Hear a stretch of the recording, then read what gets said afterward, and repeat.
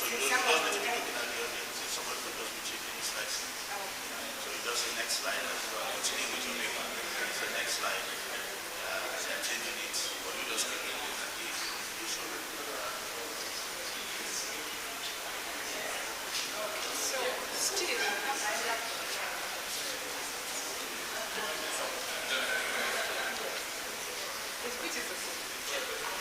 But if you're curious to have a laptop here,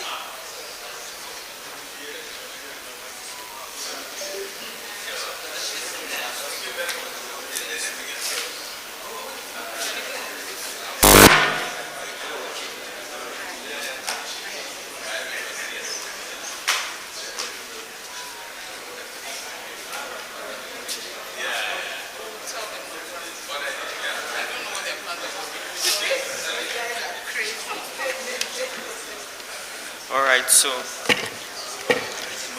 microphone. So does this work? Let me see how I can dim the lights to the barest. oh, now I want to see. Okay, 50%. It's not too. Does this work? No, that is a big one. Let's see the others. Okay.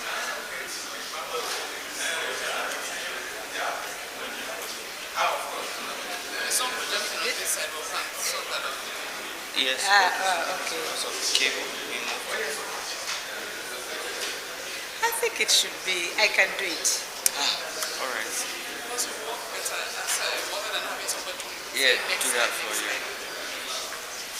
Yeah, I think I'll be able to do it. Okay. Yes. Okay, this back, yes.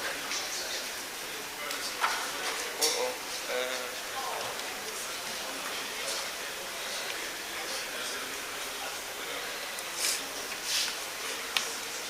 Yeah, I think it should be okay. Alright. Especially that you have reduced the light. The brightness.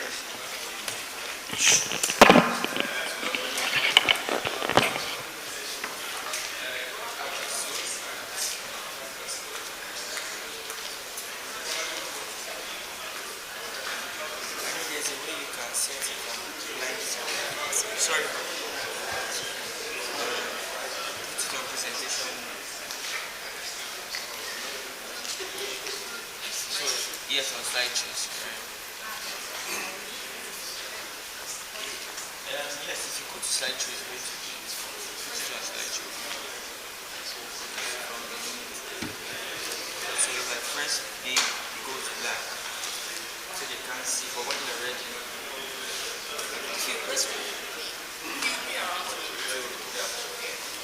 when you're ready, you can push it. It's not the first.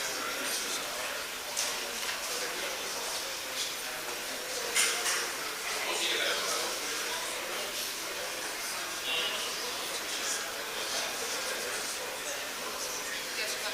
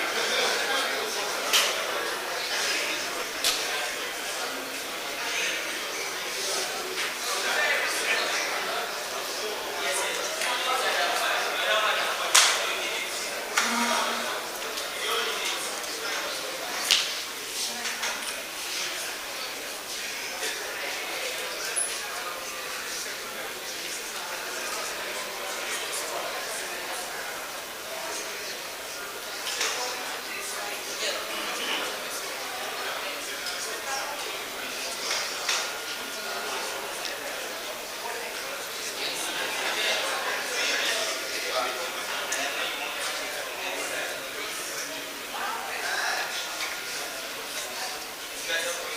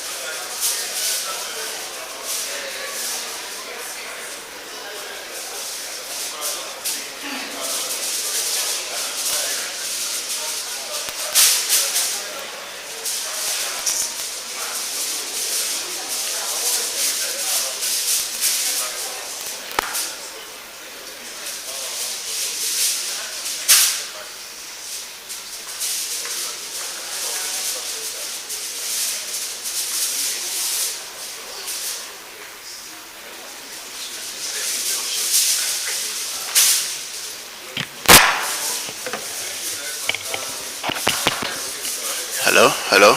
Yeah. Good.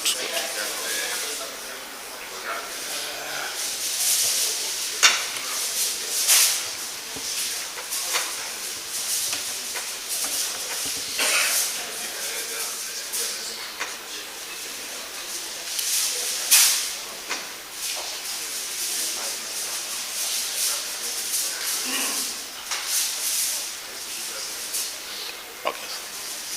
Chill. You need to remove these folks.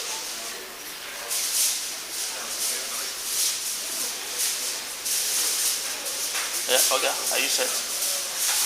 Just a moment. Just 1 minute now. Good morning, ladies and gentlemen. We will be starting in 2 minutes. It's 9:58. 2 minutes will start. So please be seated.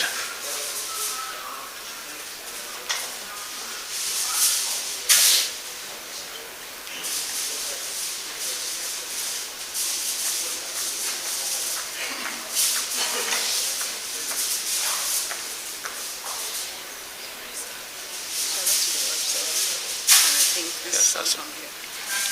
Thank you.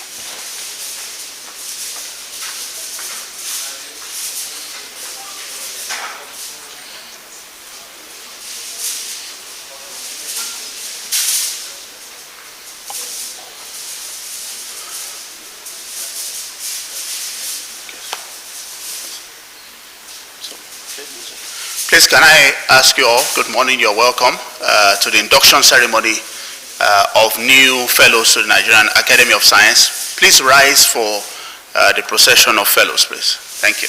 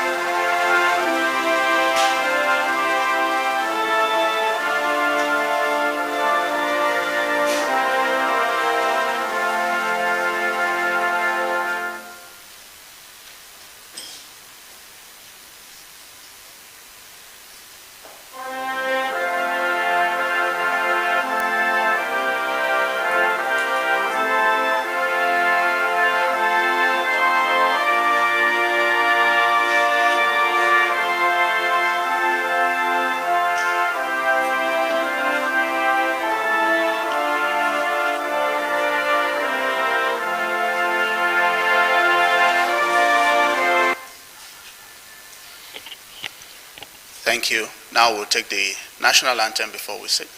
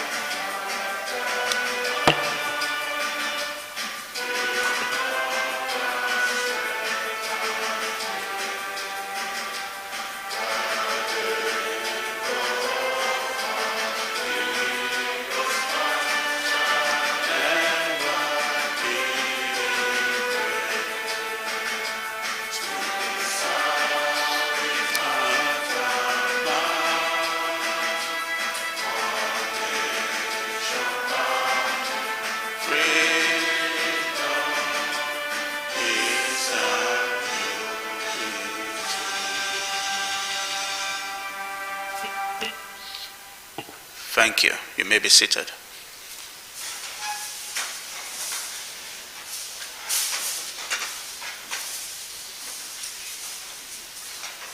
Good morning once again, ladies and gentlemen. I'm Donyo Dubanjo, the Executive Secretary of the Nigerian Academy of Science, and it's my pleasure to welcome you to today's event, which is one of the key activities of the Academy every year and in the month of May, which is the induction of new fellows, but it also is combined with a public lecture, which today has been delivered by a special guest. The Nigerian Academy of Science is the foremost independent scientific body in the country. It was established in 1977, and it is uniquely positioned to bring science or scientific knowledge to bear on the policies or strategic direction of the country and ensure that we do have, as we say these days, a knowledge-based economy. We are concerned about evidence-informed policy making, ensure that the policies that are formulated and implemented are according to scientific evidence. And over the years, the Academy has done that through several activities, but it does carry out, which we broadly break up into either convening activities or consensus activities in one way. In another, we tend to talk about the promotion of the development of science, which has several different programs under it, one of which is the induction of fellows that we're having today, because by so doing, by recognizing excellence, like we're doing today, we inspire another generation of scientists, to want to aspire to such level of excellence. To be a fellow of the Academy is quite a very competitive fit. It goes through several processes, and at most, only 10 people, 10 distinguished scientists can be elected every year. And that tells you the very tight nature. The Academy prides itself in the fact that it has protected its core value of merit, all since 1977. So the scientists you see today being inducted have really distinguished themselves in their respective fields of science, not just locally, but internationally. They have made impact, they have touched lives in their field of work, they have raised even mentees that are following in their steps. The Academy also relates very much internationally, and it is the national representative on such bodies as the International Science Council, which is based in France, and that is the umbrella body for all scientific unions and associations in the world. So the Nigerian Academy of Science stands as a national representative there. Similarly, the Nigerian Academy of Science is on the Inter-Academy Panel or Partnership, which is the umbrella body for all academies globally. We also operate and are founding members of the Network of African Science Academies, which is the umbrella body for academies, national academies in Africa, and now also founding member for the West African Network of National Academies, WANAS, which has just been started under the purpose or premise of the ECOWAS to be able to foster networking among academies in West Africa and advise regional governments within that regional bloc.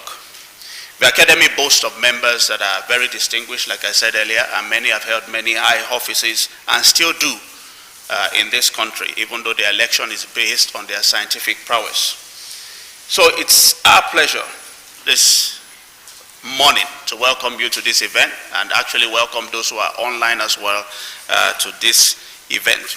To kick it off, I'll just basically introduce the eye table, and I'll start from my extreme right, and there we have the Public Affairs Secretary of the Academy, Professor Jonathan Babalola, FAS.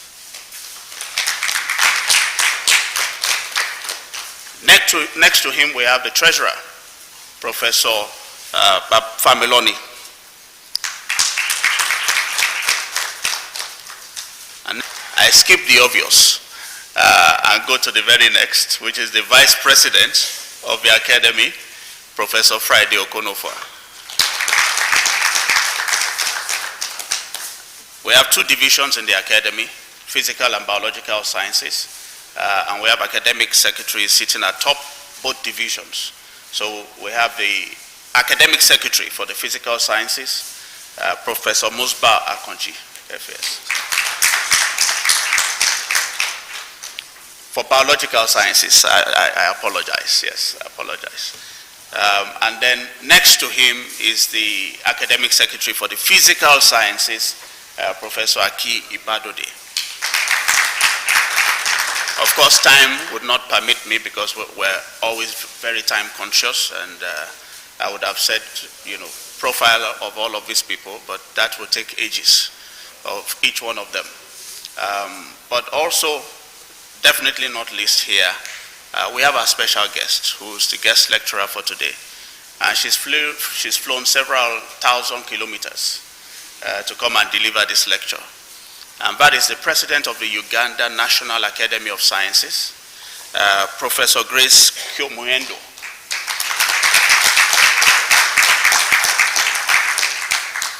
And of course, I skipped earlier, and she will still be addressing us this morning, the president of the Nigerian Academy of Science, Professor Ekanem Braid.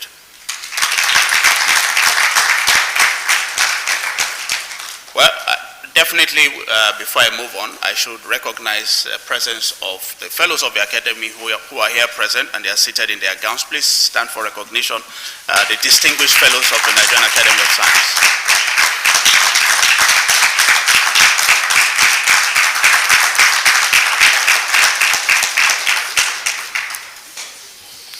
And with them, of course, I saw him wondering. We also have another guest, because the Nigerian Academy of Science is recognized as a leader regionally and on the continent. We have another guest that we collaborate with, a guest from the Benin Academy, Republic of Benin, ANSAB, Professor Martin Chobli.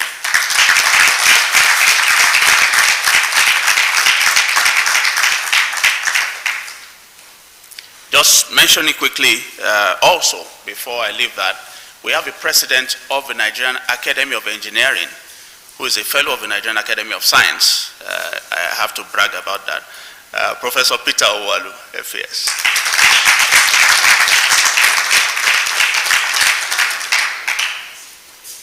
And along with him also, we have today with us the Vice President of the Nigerian Academy of Letters, Professor Andrew Aruno.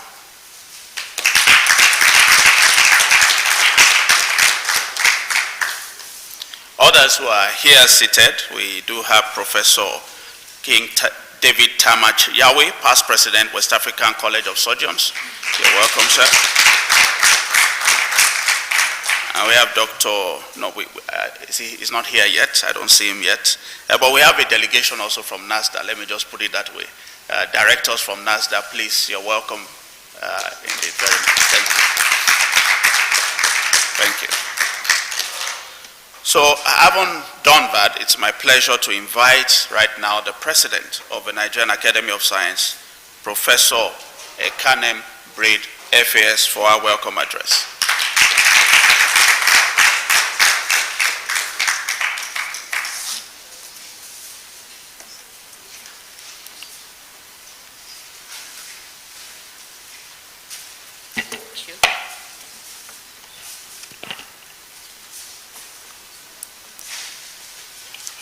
Thank you. Past presidents of the Nigerian Academy of Science here present, fellows of the Nigerian Academy of Science, inductees to the fellowship of the Nigerian Academy of Science, family, colleagues, and friends of the inductees, invited guests who have been recognized already, ladies and gentlemen of the press. It's my pleasure to welcome all of you to this event today. Permit me to welcome specially our visitors from Ugandan National Academy of Science and the Académie Nationale de Sciences, Arts and Letters du Benin, ANSAB. That is the Benin Republic National Academy of Science and Arts. The president of the Ugandan Academy of Sciences, Professor Grace Bantebia Kiomuhendo, is here with us today, and she will deliver the public lecture. On behalf of fellows of NAS, I thank you for taking time off your very busy schedule in Uganda to be here with us today. Professor Martin Chobli and Anthony Avose from Benin National Academy of Sciences and Arts are also here on the West African Exchange Program funded by NASAC. This is the second phase of the project aimed at fostering continued collaboration between our two academies.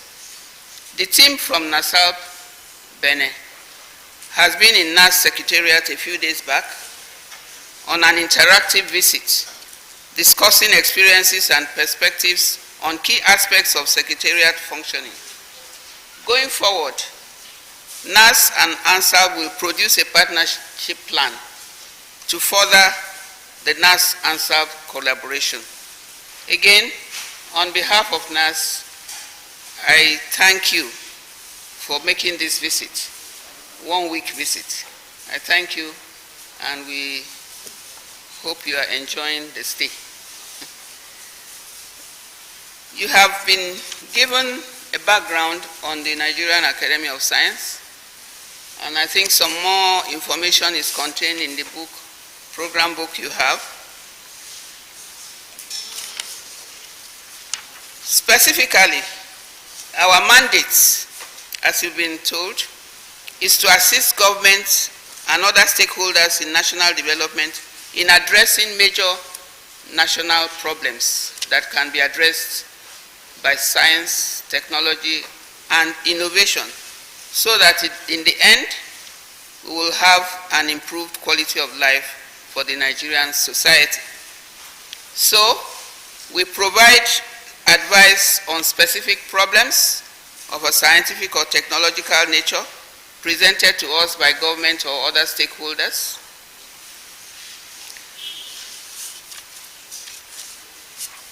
We bring to the attention of government and other stakeholders problems of national interest that science and technology can help to solve.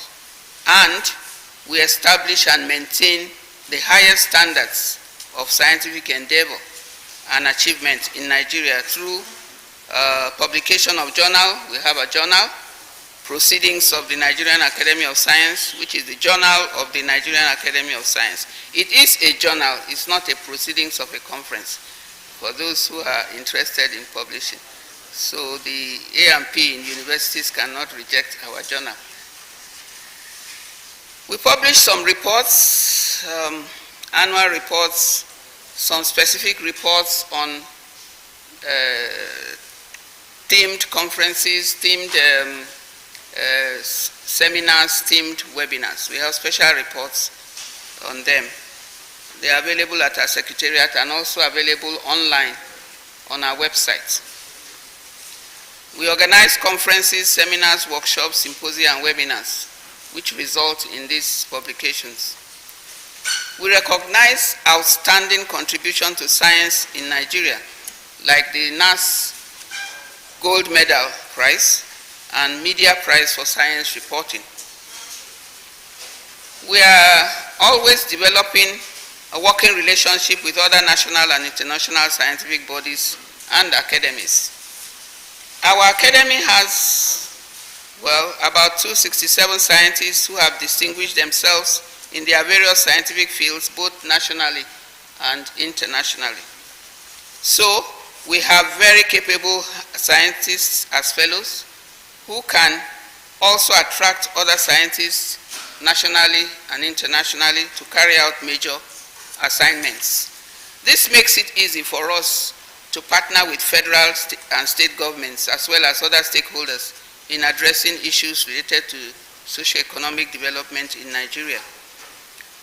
We have in the past participated in the review and development of policy documents for the Federal Ministry of Science, Technology and Innovation, as well as the Ministry of Health.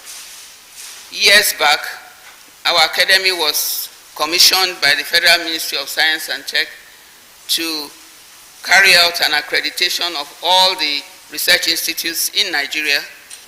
We did submit that report, but I can't tell what happened to it.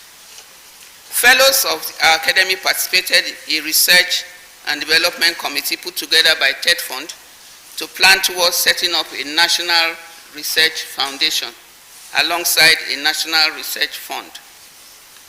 Fellows of the academy have also served on another committee set up by TED Fund and Federal Ministry of Education to develop guidelines on the establishment of zonal central laboratories in Nigeria.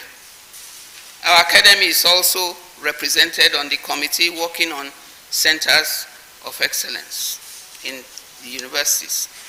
It is on record that our academy assisted our country in the containment of COVID-19, that little virus that humbled the world. Fellows of the academy served on and chaired the Independent Ministerial Advisory Committee on COVID. This committee was always present in the Situation Room throughout the pandemic.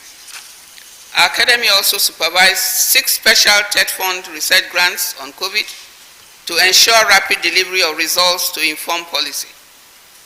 Additionally, the academy collaborated with her counterparts in Ghana and Senegal to exchange expert knowledge on best practices during the pandemic. Our academy has administered and supervised the use of Ford Foundation grants to 6 states for work on youth development, reproductive health, and gender-based violence in Nigeria.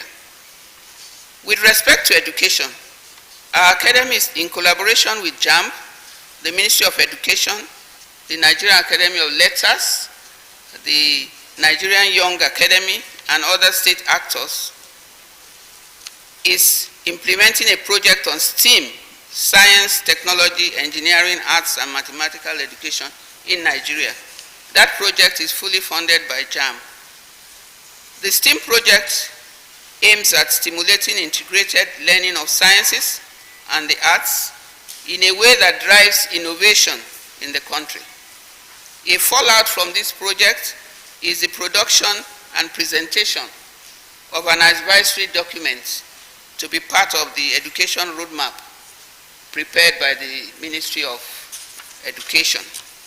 We are currently working with Federal Ministry of Science, Technology and Innovation in planning for the setting up of a national science park in Nigeria. The Nigerian Academy of Science has just completed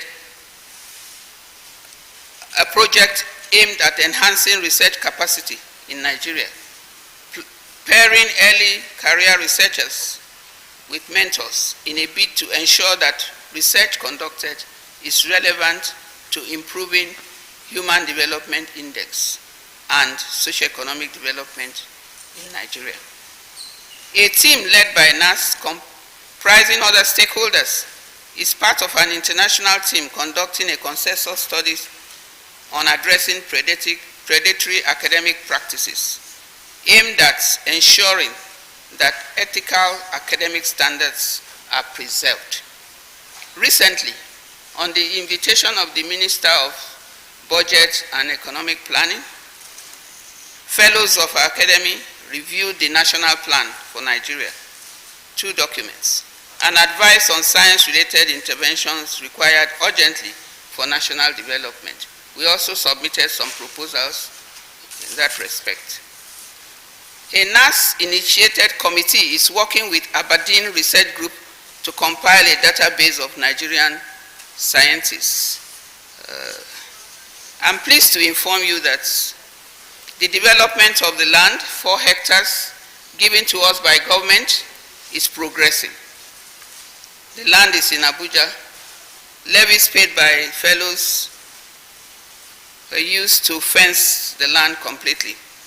Our plan is to have a museum, library complex, an administrative block, a conference center, and a guest house on the land, so that researchers can go there and do their research in the library and museum that is available there. At the same time, we'll have a secretariat there. The cost of construction of the museum and library complex has been fully provided by one Nigerian philanthropist. However, we will require donation of furniture, books, e-materials, specimens, displays, and so on for fitting the complex. Construction of the museum library complex will be completed in August this year and will be commissioned in October 2024. We will surely invite all of you to, of course, for the fellows it may be mandatory, but we'll invite the visitors to join us at the commissioning. And we will invite the financier of the building to be there to commission it. I'm pleased to inform you that on March 7, 2024, our academy conducted the investiture of the President Bola Ahmed Tinubu, as the Grand Patron of Science in Nigeria. For us in the academy, that event was significant as it marked the beginning of a strong commitment of Mr. President to lead the drive for the use of science as a mainstay for national development. The process I know this has been taken by Dr. Dubanjo, but I want to stress it again for the benefit of our inductees. The process for election of fellows starts with nomination by a fellow in the same discipline as the nominee, co-signed by 3 other fellows in other disciplines. This is followed by a rigorous peer assessment and ends in a very competitive screening, resulting in election of no more than 10 scientists annually, even when more than 10 qualify at that time. They are ranked and the first 10 picked. That is the process that has produced the inductees we are admitting into our fellowship today. I must state, as I've always done in past inductions, that fellowship of the Nigerian Academy of Science is not an honorific title, not like chieftaincy or other titles, honorary degree, and so on. Fellowship of the Nigerian Academy of Science is earned, and the inductees can attest to it. In fact, some of you have tried twice, 3 times. It's earned, and there are indicators which we look for. So, your induction today is a call for you to join fellows of the Nigerian Academy of Science in addressing several national and international problems. You will be required to join as we focus on the following strategic directions contained in the Academy's 2024-2028 strategic plan. Increase visibility and impact. That's strategy 1, direction 1. Second, conduct strategic advocacy at the highest level. Third one, strengthen the Academy's advisory function. Fourth, strengthen strategic partnership. 5, develop a sustained funding base. And the 6th, improve diversity and spread of fellowship. Finally, build a befitting academic secretariat in Abuja. Your induction today is a call to service at a higher level and not a signal for rest. You will be required to pay dues and levies promptly. You will also be required to attend NAS events and participate in implementing tasks assigned to NAS by government, industry, and other stakeholders. You will also be required to promote the visibility of our academy. After induction today, you will be qualified to nominate candidates in your field to be considered for fellowship of the Nigerian Academy of Science. Above all, you will be qualified to append FAS after your name. In all we do, we consistently maintain quality and standards. which is the reason the Nigerian Academy of Science is highly respected nationally and internationally. Let me close by inviting all present here today to visit our website, because what I have given you is not exhaustive with respect to our activities. www.nas.org.ng. I think it can be put on the screen. I wish you a pleasant experience at this event, and I thank you for listening.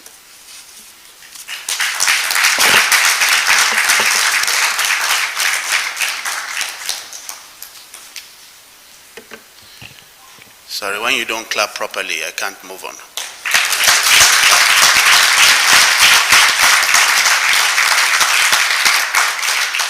And definitely, if you will not clap, not for the President of the Academy of Science, will you not do it this morning?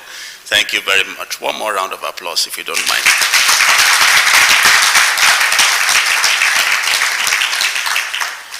Just quickly, while she was speaking, we had the Justice of the Supreme Court walking, Justice Ellen Ogunwumiju. Welcome.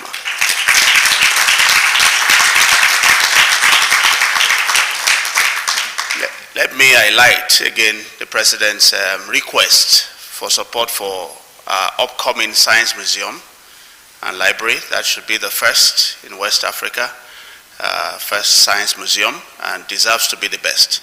So please, if you know of ways where we can have that properly fitted and supported, please let us know. Thank you very much. So we'll go on to the public lecture. I recall that some years ago, one of the fellows of the academy spoke somewhere, not an academy event, but gave a lecture somewhere, and he said there were a number of press people there. And he spoke on, great work that he was doing. He said, and knowing that there were many media people there, he was surprised he was not in the news the next day. And he ran into one of them at the airport and said, look, and the person greeted him very well. And he said, I'm surprised, I was at your lecture. I said, but there's nothing. She said, well, sir, the truth is that we didn't understand. So at the academy, we give public lectures that you understand. So when the public lectures are organized, even when they are on deep scientific research, they are presented in a way that whether you're a scientist or not, you should be able to follow what is being said. I recall one of induction ceremonies like this, and the public lecture had a past Minister of Finance, and she had to leave, and she was like, oh, I hate that I have to go. I was really enjoying that lecture. I was very interested in what he was saying. Another one, there was somebody there who then said, you know what, I'm donating to this research. So that's what our public lectures are like. And this time around, it's a great pleasure that we have our speaker, who is the president of the Uganda National Academy of Sciences. But to be properly introduced, I will invite the Public Affairs Secretary of the Academy. Please give a round of applause for Professor Jonathan Babalola.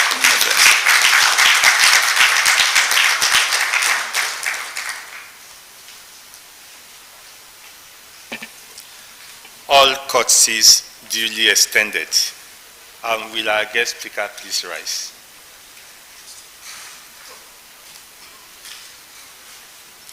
Our guest speaker is Professor Grace Bantewa Kyumendo, FUNAS.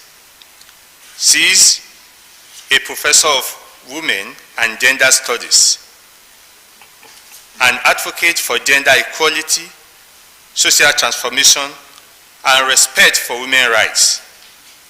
Professor Kyumendo is the president of Uganda Academy of Sciences and the first female to hold that position in the academy's history, just like us.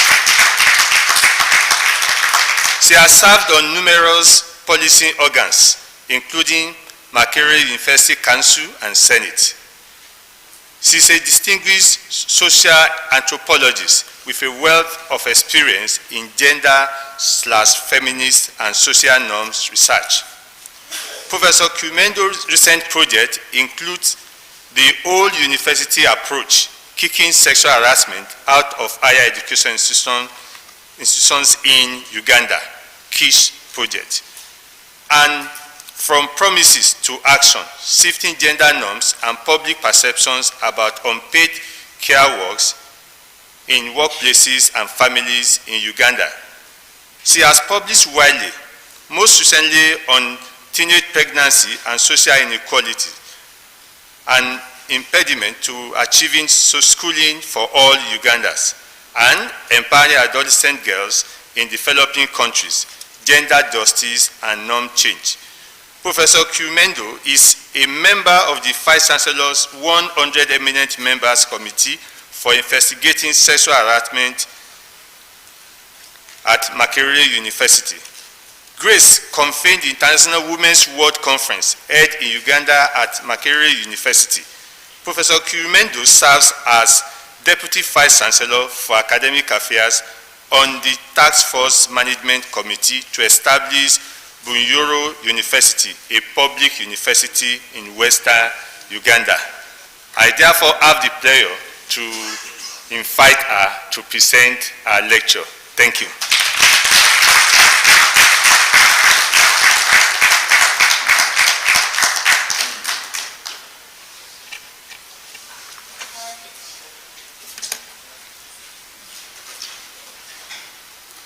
Yes, good morning, everyone.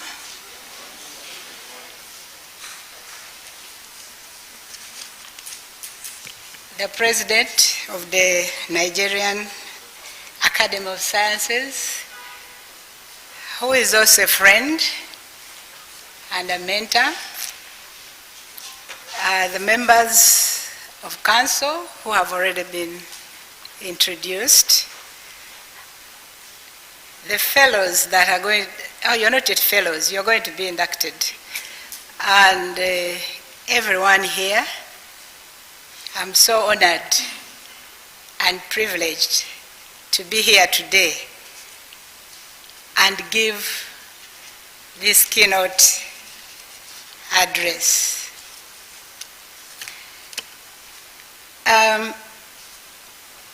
As you have heard, they've said that I am a social anthropologist, and that's what really I love most. And with it comes the tradition of telling stories. You know, most of these functions, especially when they mention science, people are dead serious about science and giving all the ideas. But in this presentation, just be prepared for some stories. So even if you forget all the other things I have said, please remember the stories. But the stories are going to be related to the topic. Before I present the keynote address, I would like to say something about the Uganda National Academy of Sciences. Okay. Yes, I would like to say something about the Uganda. This is a problem when you're presenting, you're looking this side, but then what you're presenting is this side. As you can see, allow me to just face because I don't have the printout. Yeah, it is created, like similar to the Nigerian Academy, really. It is created to provide evidence-driven. I think that's the key word, evidence. Because for a long time we have policies and programs, both nationally but also in the region, that are not evidence-driven. With the experts, for instance, in this room, you're capable, the academy is able to guide and provide support on matters of science and development. Next slide, please.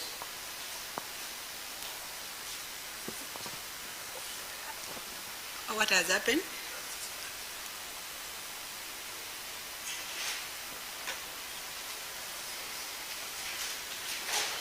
The academy, the Uganda National Academy is a sister to your academy and a friend, but also a mentor. So we work together in a number of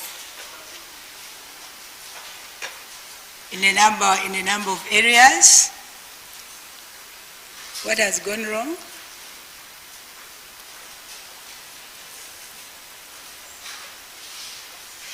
We do quite a number. I'll just talk about it. We also do the same process of inducting eminent scientists in order to build a pool that can be drawn upon to analyze and discuss and guide society in a manner that is acceptable, trusted, and also to drive development. We have done a number of activities, and that is our purpose. I think, which I've already said. You can go to another one. I think people can have the slide.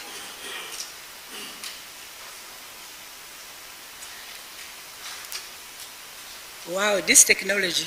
I hope it doesn't do that to my presentation, my keynote. Yes, I think our methods are key, and this is the only thing really I want to share with you here. What we do maybe a little bit differently, but also the same as your academy, in terms of systemic thinking, because we know a lot happens, but this time around, as scientists, we look at the whole in addition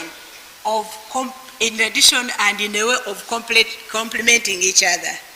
We do not look at one-dimensional, but we look at it as systematic, holistic, and see the complementarity that actually accompanies the issue. I remember when we had the issue of COVID, there was quite a lot of panic, there was a lot of fear, but we assembled a team of scientists who were able to guide government on the different approaches on what to do and the methods of how the pandemic was going to be managed.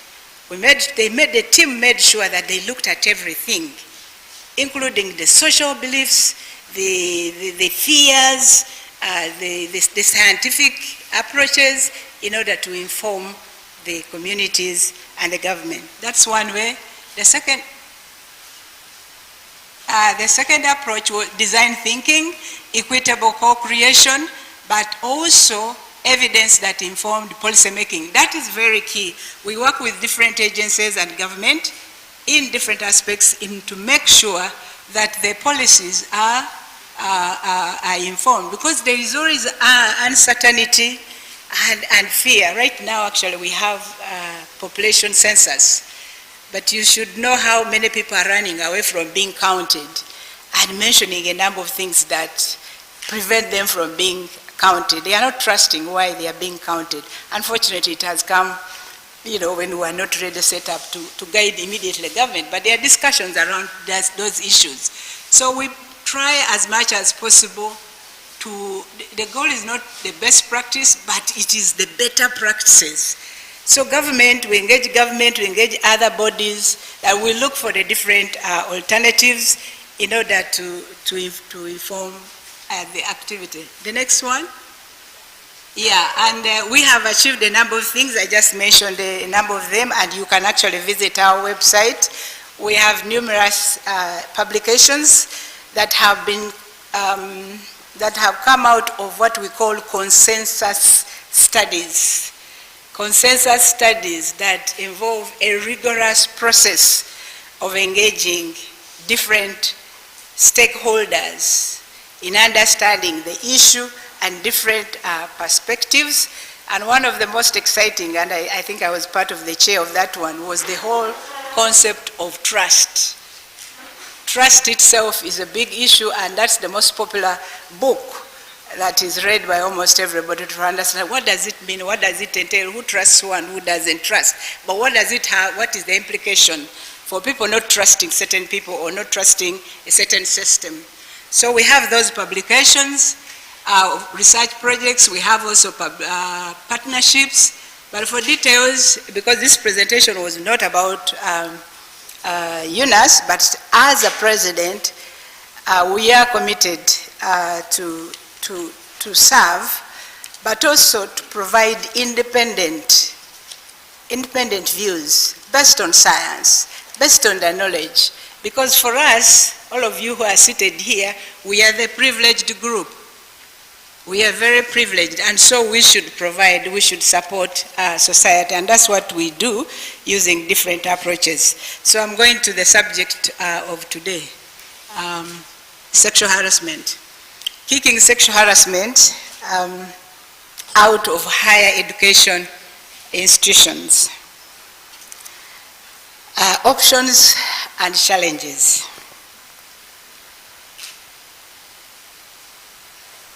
Options and challenges. And before I can even give you the outline, I would like to tell you a story. And this story is about the invisible gorilla. You know these animals, these big animals. They are black and they seem to be big, isn't it? The invisible gorilla. So at one time, there was a big party, you know. All the ladies and gentlemen were dancing. I mean, they had achieved, you know, like today we have had people, you know, who have been inducted, we are dancing. And then the gorilla also, having heard that there is a party, also joined the group and danced a little bit, but of course was not really invited, and moved out before anyone. All those who were dancing had noticed that the gorilla had even been part of it and even danced. Then later on, you know, they asked the people who were also observant around looking at the party, said, "Did you see anything?" And I said, "No, people were just enjoying themselves, you know, having fun. We're having fun. That is sexual harassment in higher education institutions. I'm going to discuss higher education context, which actually, you know, provides the framework and environment under which sexual harassment takes place. I'll also discuss what I call gender dynamics, and sexual harassment is just part of that grounding, and the manifestation of it are knitted clearly within the gender frame. And then I will also discuss the actions that we took, what are the strategies that we took to address this problem, and what have we observed, the results, but more so also the challenges and the lessons. In the higher education institutions like the universities you have here, it's not news actually that the higher education institutions, their foundation is more hierarchical power, structured as foundation for systems, and predominantly male, dominated both in administration and staffing, and many times students. Again, you should have seen the uproar at the last graduation at Makerere when they announced that the percentage of females was more than the boys. For the first time in the history of 100 years of the university, we had more girls, just by slight percentages. That was abnormal, and everybody was up in arms, government, ministries. How can we bring back the boy child?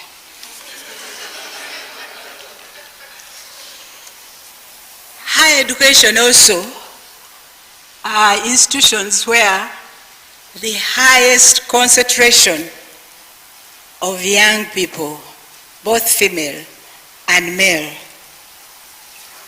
and that is a fertile ground anyway. They are growing up, and also what we know and researched, that the invisible gorilla, I think when I say invisible gorilla, you all know it. It is very pervasive, and It is subtle, but it is very present. Some people feel it, some people don't recognize it, some people feel they are entitled to what is happening. Universities are not silent, and I'm sure your universities are not. They have policies and systems and that are not known, as you see shortly, that are not effective because of how sexual harassment manifests itself in the system. And the enforcement measures are also limited. I'll briefly, and I guess many of you know what sexual harassment is, and I think we shall just go quickly on that. Can we move to the next slide, please? Yeah, those are the kinds of what written kind of about sexual harassment, sexist, touching, but the core word is unwanted. Unwanted touch, unwanted comments, unwanted kind of verbal, touching, derogatory terms, and so on, and the male, especially staff, which is very common. We have investigated it, who really try to, use their power of marking and having results, and the vulnerable female students, get harassed or abused. So these are common things that we have. But for us, we also know, I've talked about girls, we know that male, the staff, both administrative and the academic staff, and the male students are vulnerable, and they are, I'm going to say it quietly so that it is not heard, that they are vulnerable to the very system that brings them the patriarchy, the masculinity that defines them. They are very, very vulnerable, and they are urged to act as proper men. But that makes them also vulnerable. When you see our interventions, that's why they are very key in interventions. We would like to liberate them. We would like them to live a life that they enjoy. So please don't say that we know that professor, they say she's a feminist, she's going to talk about girls only. No. Sexual harassment is for everybody, and everybody must be involved. And both men and women are involved, and we are all affected. We sometimes ask one question. We ask the staff members, do you have daughters? They said, yeah, of course I have my daughter, she's coming here as first year. How would you feel if that daughter has been harassed? Oh, I would kill someone. I would just murder that person. But then you say, but how come, some of you say, these girls, they show us breasts, so we end up touching them. I said, but you have just said you'll kill the other one. So this is why that's why we use the concept of the whole system, and everybody must engage. I wanted to draw attention more to the gender question. I don't know how many females are being inducted today, but I don't know, they may be, are they half or, but the system itself, the gender question in higher education is historical. And you forget other things, but remember this. The gender question has to do with our cultures, how they have socialized us. And I'm going to avoid using the word female and male, which is a biological concept, but use woman and man, which are socially constructed. When you see a woman, if I had time, I would ask all of you, when you see a woman, what do you see? And when you see a man, what do you think? Normally we do ask those questions. The foundation of our behaviors, even in higher education institutions, is a response to the unwritten foundation of who the women are and men are and what they are capable of. As a first-year student, another story, I had no clue. I never knew what sexual harassment was all about. No one ever told me that that is sexual harassment. The teacher, the lecturer at that time, at the end of first year, after the examination, the results were out, and my name was on top, but he had never seen, and he indicated it was a female. In class, there were groups of males who he had formed, the bright ones, because females are wasting the boys' time. And so when this name suddenly appeared on top, I was called in. And when he saw me, it was like the first time for the lecturer to see me. So the invisible. I was invisible for the whole year. And the whole year this lecturer was marking. And the results were not bad at all, but I was the gorilla moving around with the others playing. He asked me 3 times if that was my name. And I insisted, yes, it was my name. Then he stood up and brought the sheet.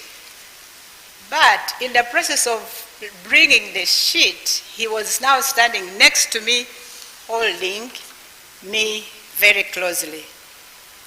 I felt uncomfortable. It was not wanted. And I started from down because I thought, I was the last. I went up to the top. So when I realized what he was talking about, I gained courage. And I said, excuse me, Professor, what is it? This is me. He said, where do you sit? And I said, well, I sit in class and I have never missed any lecture. And it is from that day that I ever got attention, even asked to make a comment. The invisible. When these young women are very clever and they are not supported in this university, for us that is also an abuse. So because the foundation that these girls are not as good as the boys are. And interestingly, the boys brigade, as we used to call it, the group that were the intelligent, we ended up all being in Makerere as lecturers, and I went ahead of them, to become professors. None of them become a professor, none of them is a professor. So, and they have retired without being professors. So please, I'm telling you all this so that you know the subtle way how these things happen, how the institutions are gendered in a way. And they deprive and we miss out on the excellency of some young people. The policies and regulations are existing, but they are inadequate. They are not known because they are also influenced by the deeply entrenched beliefs of operation. The students will report, and I say, but what is it? Are you below 18? That is a structure that is supposed to respond. Are you below 18? And the next thing you run away and you don't appear. So, in a way, the point I'm trying to stress to you, that sexual harassment does not happen in isolation. That it is deeply ingrained in the gender question of how and what is expected. The young men asked us, I'll show you where we asked them. They said, but Professor, where shall we get girls to marry? And this is the only space where we can get girls. I said it is okay to get girls, but it doesn't mean that you touch them or you do all the things that they feel uncomfortable. And I said, but when you touch the girls, they like it. I said, but we are part of the entire system. You are not sure even if they like it or not. because they are also brought up to believe certain things, but also they fear. So for me, as I talk to you about sexual harassment, I really want to stress that wherever you are, know that this is a question that is deeply rooted in the expectations, and it is in your mind. It is in our minds. It's not even, we experience it every day. For someone to come up and many times, I think one time it was even an international meeting, and the moderator, who were the three professors, were all professors, by the way, said, Professor Kasos, that was the first man. He is distinguished in a molecular biology or things like that, and really described it. And then then another professor, Edward something, he's really in internal medicine and so on. And then, when he came to invite me, he said, we are going to hear from Mama Grace. Mama, what it means? A mother. We are at a function like this. And he's saying, oh, the others, professors, he didn't say Tata Fred, to indicate that he's a father, they are fathers.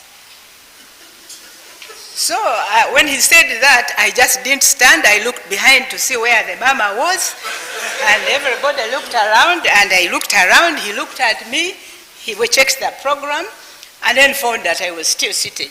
And then he read Bantevia, and I stood as my title.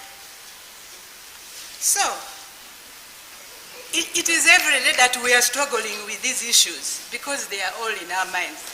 I want to show you the few gaps that we have that emerged out of this, the combination of the gender context, the combination of the policies that are not so effective, the combination, I can use this, the combination of all the policies that are not really working and the beliefs that, that we have. So what are the gaps that we see in the system? Before we go to the action quickly, I'll move quickly and talk about the action. Limited information, I think I've just been saying it. The information is limited. Someone thinks that if they do this, it's okay. They don't even know that it is, someone doesn't like it. They send you messages. I don't know, do you have TikTok here? Is it TikTok or something like that? They send you that figure, and it is that, this is how I want you to look like. I mean, you just, people don't have an idea, that what they are doing is, or they have ideas, but they don't. They know what they are doing, and they just think they are more powerful. The normalization of sexual harassment, this is what I've talked about. Even when we are in the meeting, they say, Grace, you have taken these things very far away. For you got married, now you want these girls to get married. I say, really? That's not how people get married. Because you are disrespecting them if you are going to get them through harassing them. And the unfavorable means of processing.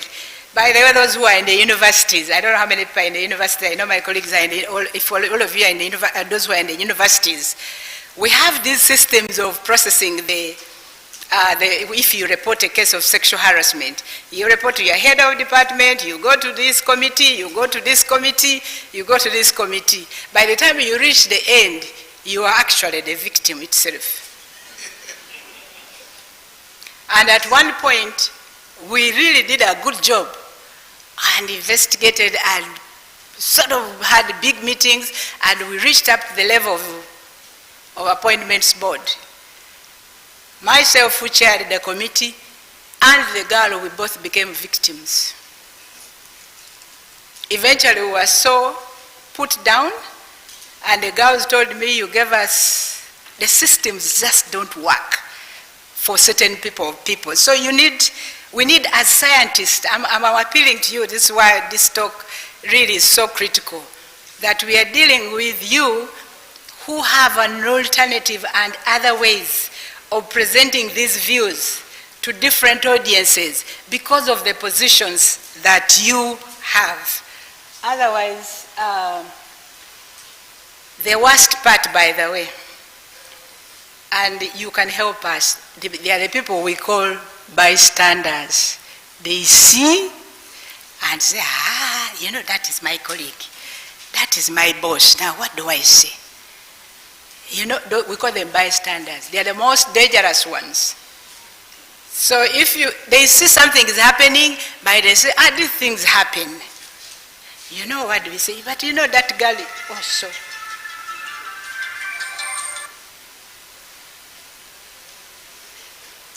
They say, but that is my colleague, how do I go and report? So the bystanders, if you are here, you're the most dangerous ones.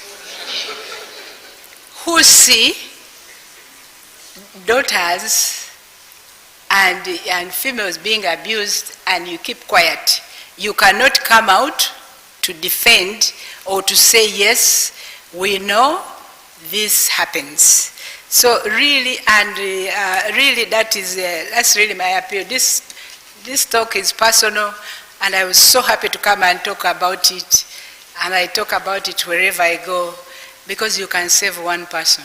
You don't have to save very many, but you can save one girl, and she excels. Or you can save one staff, and that staff excels. But unfunded priorities in the budgets of our universities? That is a priority. They say, Grace, this one we have said it's a priority, but it is unfunded. Sexual harassment activities are unfunded. So what did we do next? What did we do? We wrote a grant project, and we successfully got the grant to work in 3 universities, and we codenamed it the whole university approach, because other approaches had been piecemeal. They bring the girls, they train them, even in taekwondo, but where will they kick these big gentlemen in offices? So they give them all the skills, they go to report, and then the matter ends there. You train the boys' male empowerment, they are not connecting. You train the staff, they said, don't really waste our time. Already we are stressed in research, we want to research on real serious matters. So we took it up to be whole university approach. One, because of the gaps, we realized the first one is what we call the Kish Students Club. This is for females. All first years, we put them in clubs and take them through a course. We have produced also a manual. We take them through the course, life skills, financial, leadership, empowerment, and understanding what sexual harassment is. It's the most popular at the university. So all first years, whenever they come in. Then we also had an online course for both students and staff, because from the findings they said they didn't know.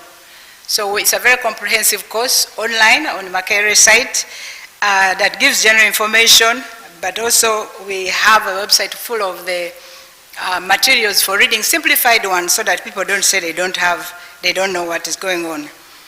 The most next popular one is the men's hub. And the men's hubs are exclusively men. Even me, I would go in as Robert. Because as a PI, I need to also hear what they are saying. But they will be moderated by men. And they have been so important to us that most of the change are emerging out of the men's hubs engagement. They are moderated by men, and we have also developed a manual for training men, both staff and students. Then we have an online web-based system for reporting. It's an application on our website. You can privately report up to the end, and we receive an alert, and then we start the process of investigations. I remember I told you before, you'd go to the head of department and say, Robert was saying this, or he has done this. Before you know, it is in the corridors. Everybody is talking about how Grace has reported Robert. But this system, the online system, is supposed to really increase confidentiality, and by the time anyone knows that what is going on, then we the processes have gone. So those were our major targeting everybody, but I know we had a gap. We never targeted the administrators and the casual workers and so on. And they really complained a lot. So whoever is going to do this system, please include them. So I want to show you a quick snapshot of this of what happened when we intervened. There are four colors here. There, yellow is for after the intervention for females, and gray after the intervention for males, and orange before the interventions for female, and blue before the interventions for males.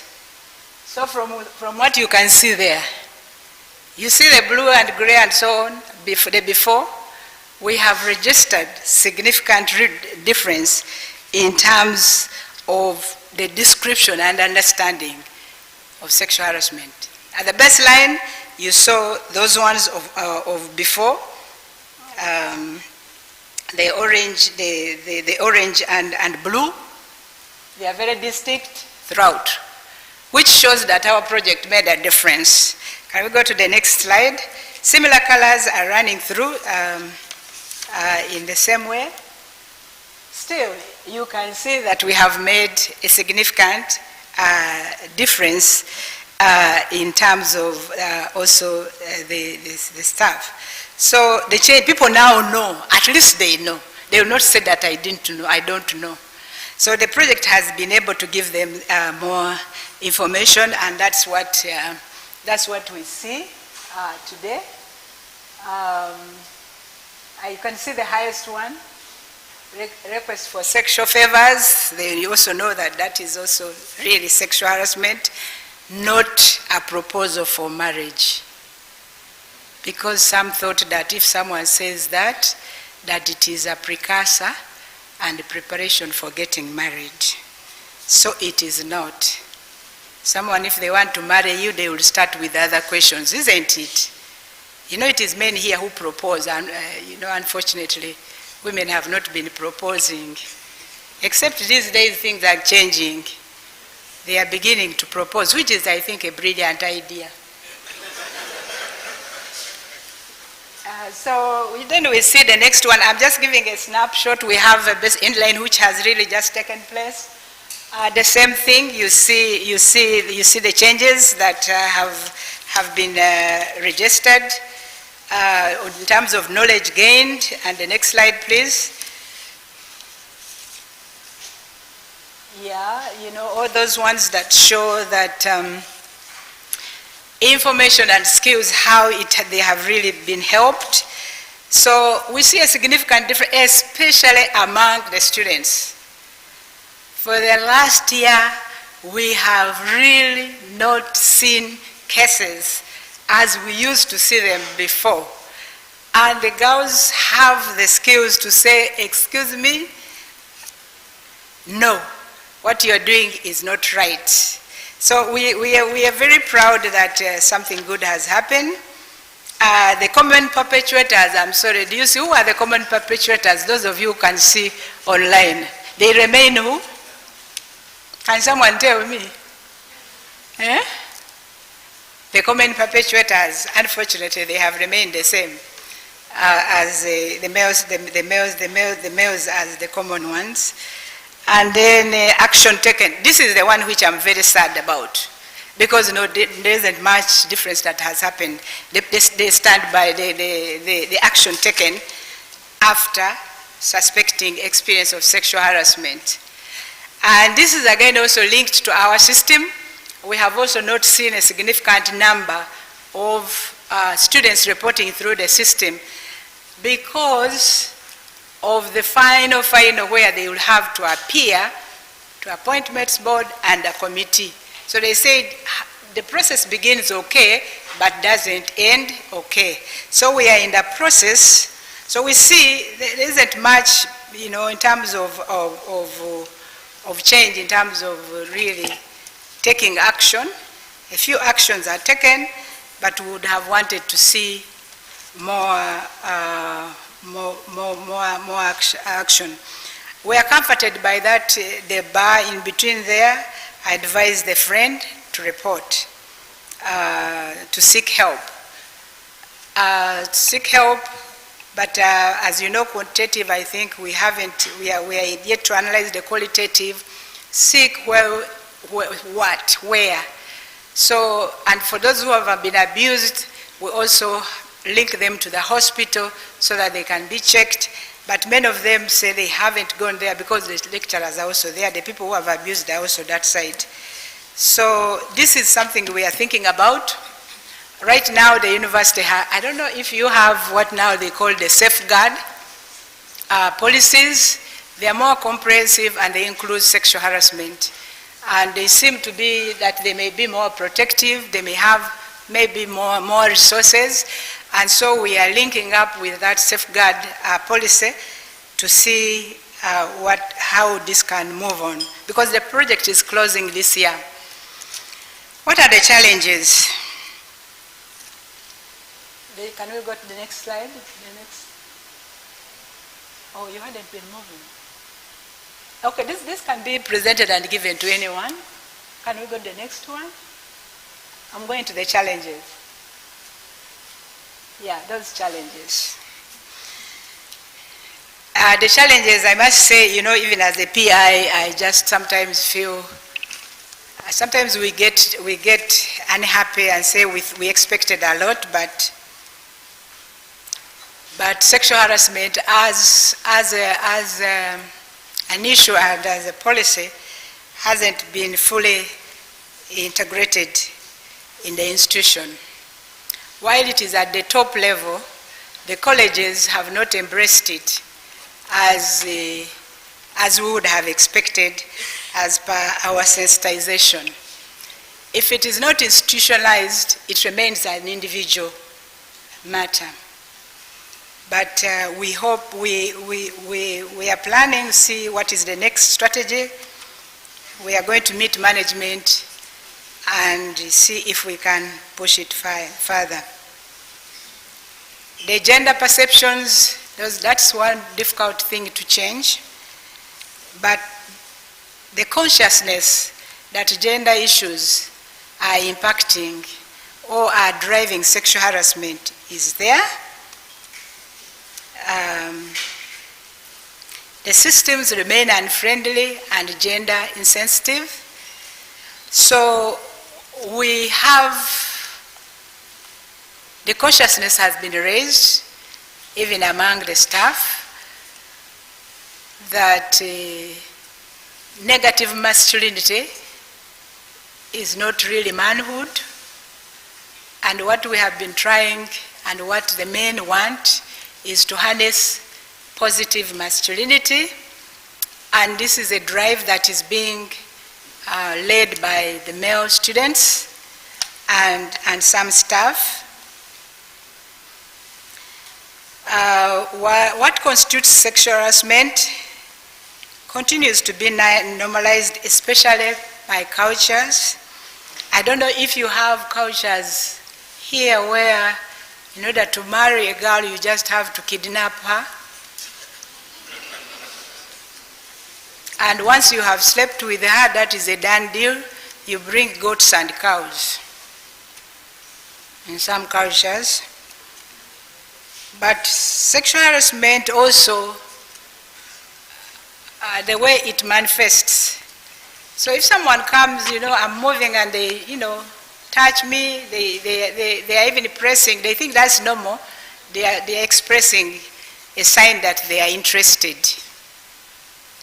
But really, it is, I don't want you to touch me. But you are touching, you think touching me like that is a sign that you are interested. Just tell me you are interested and we discuss.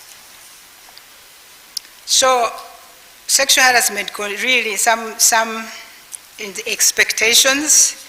And by the way, it's not only the boys or the men who do it. Some of the girls also reported that that's how they know that people are interested in them. But we agreed if you have discussed and you are both building up a relationship, you are at a level when you are building a relationship, touching is okay. But if sexual harassment act that you really hadn't expected, and you say, I enjoyed it, then you are also encouraging some of those practices. The same person will go, will go around touching people's bums and, thinking that that's the way of proposing. So they are not, we still really have a challenge, in our meetings on what to expect. But we said, if you are really expecting and you liked being touched like that, but still if you love someone, I think you wouldn't be doing that. That's what we agreed. But if it's unwanted, then that is sexual harassment. From the individual to the institution, it is necessary to really think about the resources. There is limited resources invested in addressing sexual harassment by the institution. That is typed wrongly. But that's the point that we wanted to raise, that resources for sexual harassment are limited and it is not a priority. A few days ago, I was listening to candidates who are going to lead one of the universities, and they were presenting their manifestos and what they are going to do for the university. All of them were, very smartly, they were all male. It's not that I'm against male, but they said they are going to raise finances, they are going to make sure we all get promoted, they are going to make sure we even have swimming pools, they are going to make sure even we get our retirement packages are good. None mentioned anything about the security of the staff and the students regarding abuse. I have been to universities, I think many of you have been to other universities abroad, and offices. Most offices no longer have walls. I don't know here if they still have, like in Uganda. One sits in an office and locks the door. But in the universities where I have been, it's an open room like this, but they are cubicles, so they are open, with glass. So that was a measure of making sure, really, you can't start holding someone when the neighbor might be. So although they don't announce it, but that is one measure of prevent, because here you have a lock, you have even a key, you lock yourself in the 4 rooms and you can't even shout. So many universities are discouraging.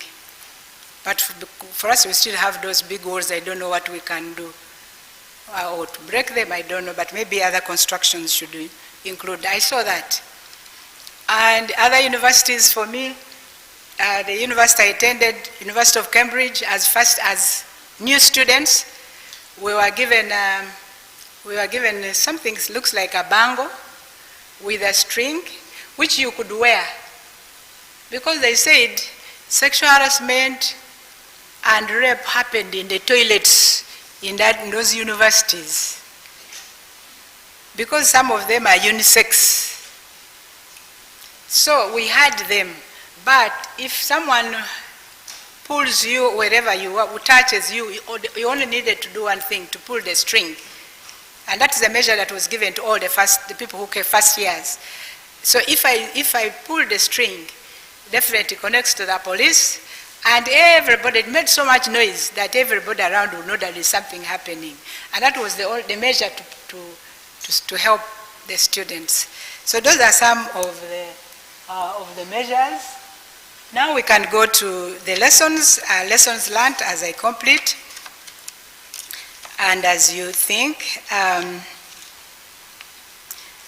sexual harassment can be addressed, but must be fully institutionalized. It is not something very impossible. It is something that men and women, all of us can do, must be institutionalized in the structures and policies within the higher education system. We also learned that sexual harassment to be kicked out of the of institutions, you need multiple interventions. And in our campaigns, we even feel that maybe if there is no money, you can't do multiple interventions. At least target the men's hub, what we call the men's hub. Target the men, because they are suffering for nothing. These practices they believe are cultural, they are really not supporting them.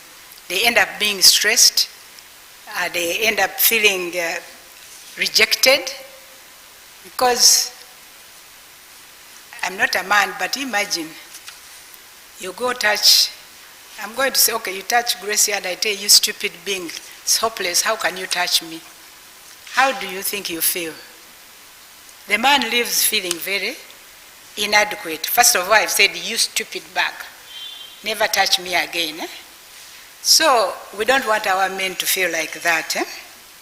So we think that all of us should be involved, that engaging boys and men in the men's hub, that is our super intervention. And we think is very critical for harnessing positive masculinity. And our men and boys are taking it up, and they call us, how come you are not coming? But we are writing the reports, but they will continue because the manual has been addressed, has been developed. Addressing gender norms that define and prescribe behavior and positions and entitlements must be addressed. Gender norms that prescribe and give a sense of entitlement to the man, to the male gender, are doing a disservice. And in our project, which I think they talked about shifting gender norms, from whole university, I'm now on shifting gender norms in the households regarding unpaid care and expectations from women and men. Right now we are writing the endline report. It's amazing. Also we also had male champions and men engagement, and that also seems to have produced the best results in the studies that we have. So I always say, please don't blame the men. They are part of the system that has brought them up. And so if you're going to have an intervention, you need to know that they are part of the pie. They are part of the dancing group that never saw the gorilla.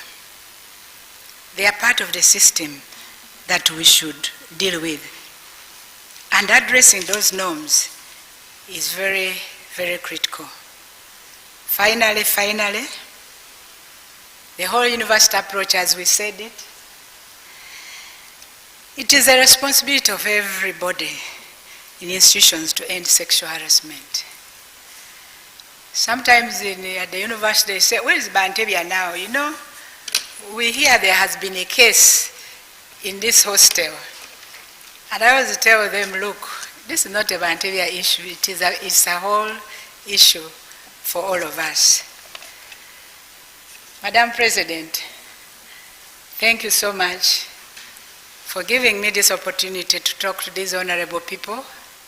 If you can only save one girl and one gentleman, because I chaired about 4 investigations and all the staff were dismissed. And they did accept they wronged. But in the courts you don't say, I didn't know. So when it was taken to the highest, they appealed to a tribunal. And the tribunal favored us and said, well, you can't say you're calling this girl and telling her all these things and it's threatening to fail her and so on, and you say that I didn't know. So we need to save everyone. So it is our responsibility, and for the new fellows that are going to be inducted, wherever you are, it's not only in higher education institutions, in the workplace. When we presented these findings on TV, on the national TV, when we moved out to the staff, they were waiting for us. Please, why don't you also bring that system here? The police who are guarding all around in some of the presentations say, but why don't you bring this system here? So it's not only in higher education institutions, it is also in other institutions. The president, she's very passionate about this issue. We are all very passionate. The way I look at your faces, you really seem to be very seriously thinking of what to do. So even if you forget any other thing that will happen today, remember the invisible gorilla that is with us. And we must make sure it is visible, and that gorilla now becomes also, no one is affected by that mountain of, and it is very big. Those animals are very big, isn't it? But they are not even seen. Thank you very much. Thank you.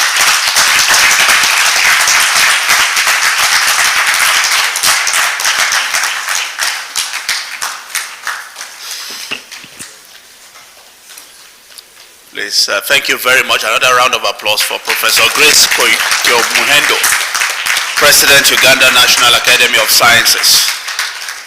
Thank you. You may be seated.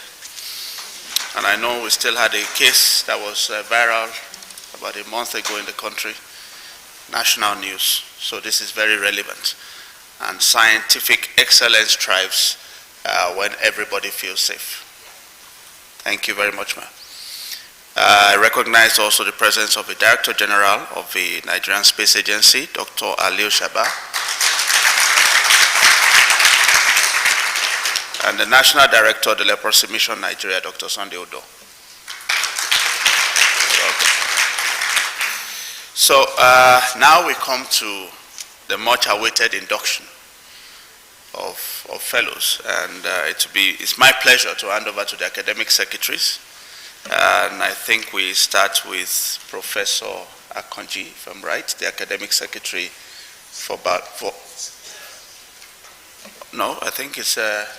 physical sciences. So I invite Professor Aki Bado, the FAS, to start off the process.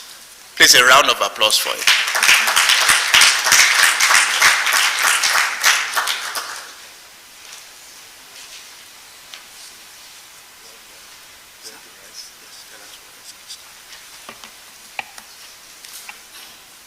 Thank you, Madam President, and our guest speaker, and everyone present here. It's my pleasure to invite Professor Olakpeju Oluyemisi Ayelagbe to the podium.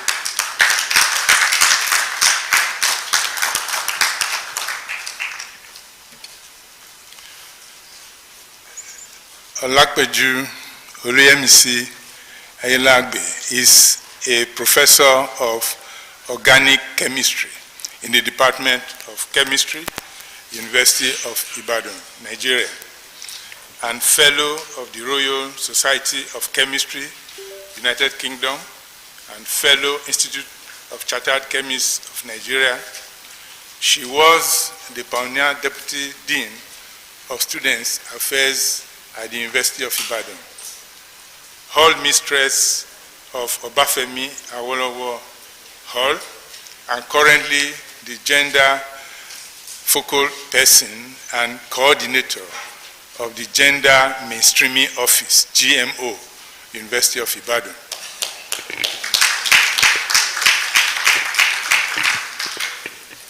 Professor Ayelagbe's research focus is on phytochemistry for improved livelihoods, with emphasis on human health, drug discovery, and food security through the protection of food crops from damage by pests and pathogens.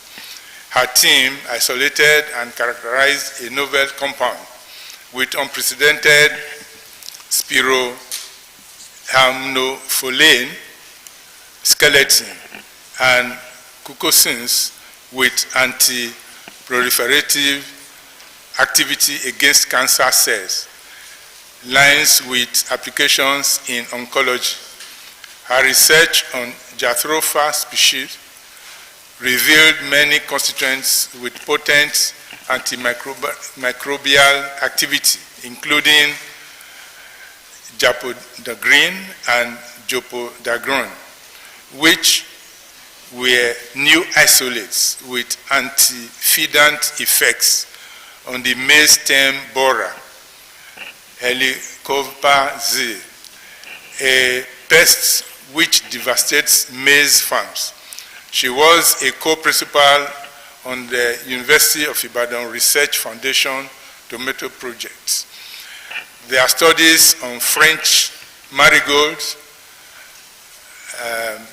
elucidated the mechanism by which the root extracts exert their nematicidal effects on Melodogene incognita with application in the tomato industry in Nigeria.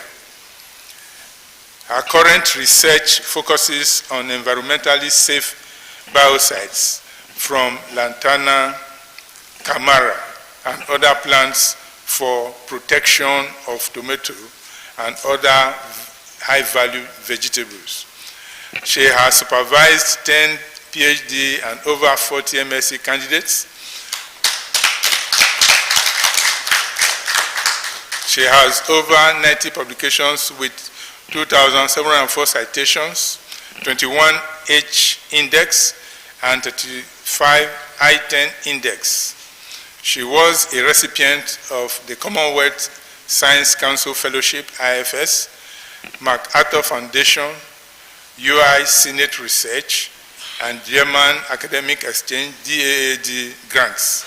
She is a member of many learned societies, an external examiner and assessor for promotion to professorial grade to many universities in Nigeria and South Africa. It is my pleasure to present to you Madam President, Professor Olakpeju Oluyemisi Ayelagbe, for induction as a fellow of the Nigerian Academy of Science.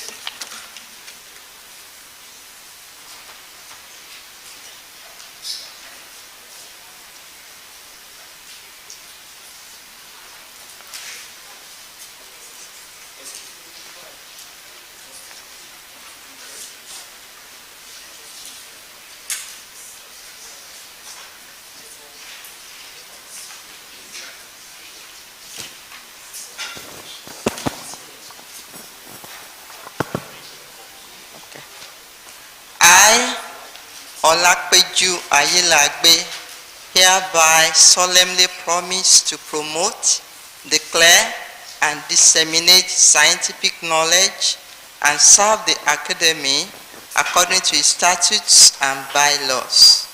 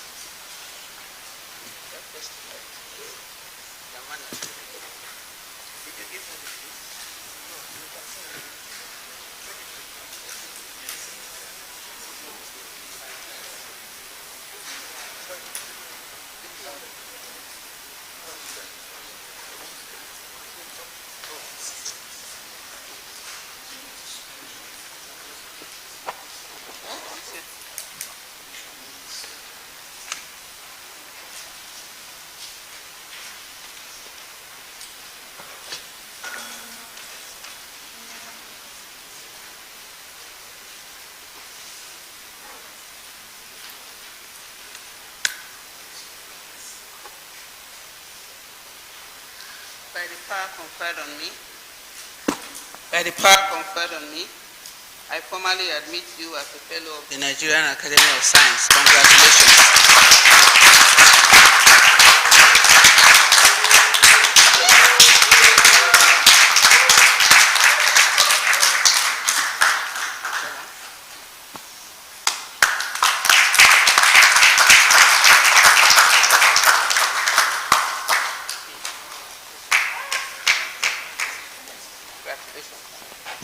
Congratulations.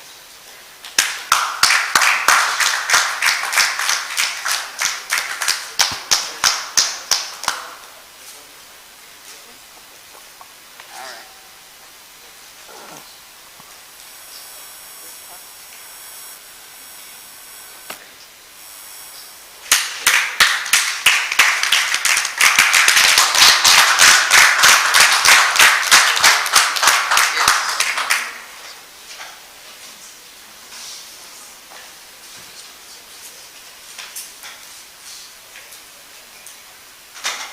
Please, when you're coming, bring along this. Thank you. Bring along this. Because we make it like this.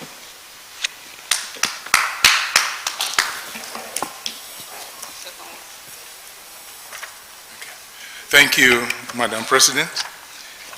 The next person to be inducted is Professor Fabian Ifeanyichukwu Zema.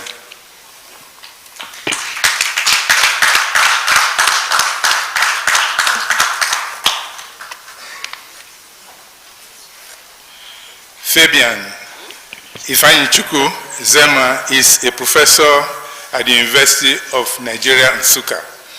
He obtained a PhD in physics and astronomy from University of Nigeria, Nsukka in the year 2000. His research is on several areas of materials science and synthesis and characterizations of particles and thin film materials through chemical routes. He is interested in materials for thin film solar cells fabrication and the biosynthesis of nanoparticles for biomedical application.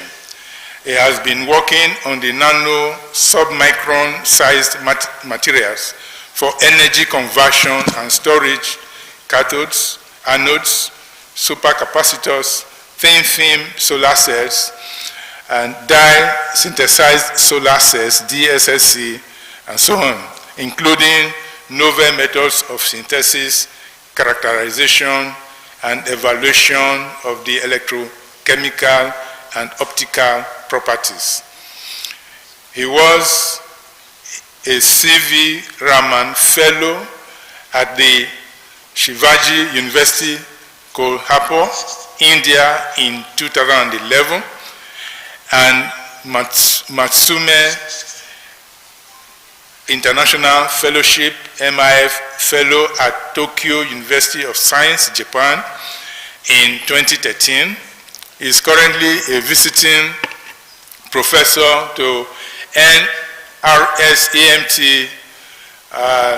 Matters UNESCO Chair in Varennes, Quebec, Canada. He is also a fellow of UNESCO UNISA South Africa Chair in Nanosciences and Nanotechnology, U2ACN2. Fabian is a team leader of the Nano Research Group, Senate Representative to National Center for Energy Research and Development, NCERD, University of Nigeria. And due to his commitment to research and international visibility, was appointed Pioneer Acting Director, International Office of the University of Nigeria. He has served as Coordinator, Natural Science Unit, School of General Studies, University of Nigeria, Nsukka, and the Coordinator of the NanoRIS, Coast City University, Enugu, on sabbatical leave, with international collaborators from Canada, USA, Japan, South Africa, Singapore, Malaysia, India, and Pakistan. Fabian has published over 190 high-impact papers in various national and international journals, and gave over 50 talks at various conferences, workshops, and seminars.